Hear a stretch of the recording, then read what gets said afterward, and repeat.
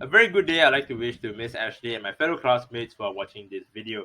My name is Christopher, or you can call me B1900893, and this is my self-introduction video. And so to start things off, my full name is Christopher Chiu Jian Yang, and I'm currently a Year 2 Semester 3 student in Help University's TESOL program. And yeah, I'm still surviving in this program. I don't know how, and hopefully I will continue to survive until I graduate. Now, interesting choice of words there. Now, why did I use the word surviving? I'll pause for you guys to answer that question. Now, resuming back, the reason why I use the word surviving is because the TESOL program, although it is very fun, also has its challenges for me that I have already faced or I'm still currently facing to this day.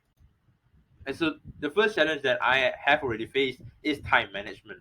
Now, for me, last minute does not work at all because some people might think of it as motivation to do the assignment. For me, I just feel overwhelming stress, so it does not work for me whatsoever. And add to the fact that there are 4 to 5 subjects in a 14-week semester, that itself is really hard to manage. And being the Asian student and having very demanding parents, I want or need to achieve good grades in my subjects because number one, I don't want to pay extra money to retake a subject, and number two, I don't want to redo my assignments because I already done it before and I have to do it again, which is really stressful for me at least. So how do I find a solution to this challenge? So the way that works best for me is that I will print out a calendar and I'll jot down the due dates of all the assignments on and I'll paste it in front of my desk so that I always have a constant reminder that I have assignments to finish. And every time I look at the calendar, I also always set a mental reminders to start an assignment 2 weeks before the due date so that I have ample time to go and do the assignment. And the picture that you're looking at right now is the actual printed calendar in front of me, and you can see all the due dates and stuff. Hopefully, this will motivate me to go and do my assignments and have good time management.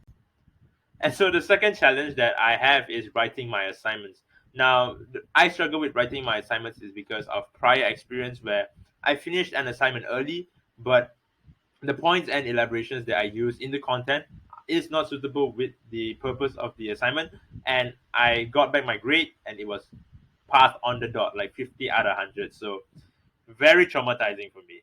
Yeah, and so after that experience, I always force myself to read a lot of online journal articles.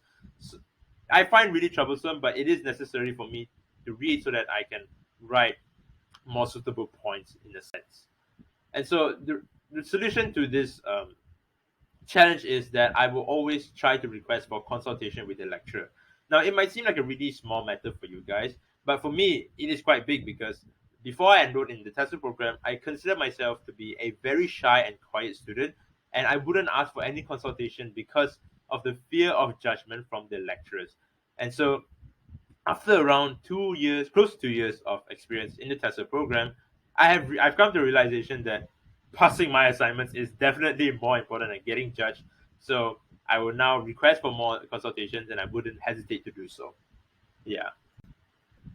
And so, what have I gained from the TESOL program? I actually gained a lot of things, but the basic ones is like I've gained the many ways to teach English from the subjects like ELT1 and ELT2. I've gained how to do proper lesson plans from all the teaching subjects, and I've learned how to present with confidence because a teacher has to present every single day, and if you're not confident, the students will not learn from you. So yeah, I've learned how to present with confidence. And also I've learned outside of study matters, I've also learned time management and communication skills through the tutorial sessions that I have with my peers and also group work assignments. And the reason, and I really want to emphasize on communication skills, is because, pause, put your answers in the thing. Answer them yourself. Why would I emphasize on communication? Okay, but for me, why I emphasize on communication is because a teacher needs to communicate with their students so that they can find out what are their learning styles, what is their interests, so that they can teach them to the best of their abilities, and the student can learn efficiently, and have fun at the same time. And so this has impacted me in a few ways, and the most impact that I felt is that I would need to empathize with my students. Now, for me, a good teacher doesn't only teach, but also communicate with the students outside of their studies.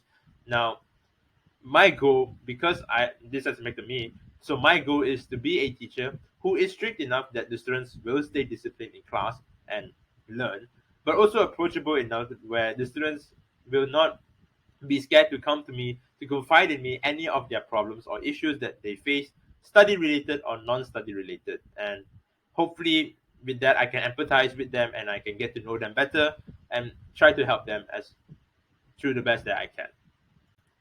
And so the second impact that the program has had on me is that I would need to be a positive role model.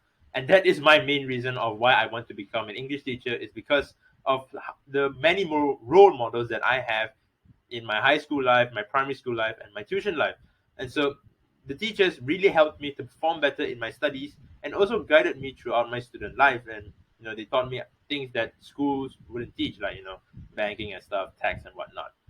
And so I would want to be. So my goal is that I want to be a teacher or a role model who inspires students to chase after their dreams, no matter big or small. And for me as a teacher, I'll need to provide them the necessary language skills to do so.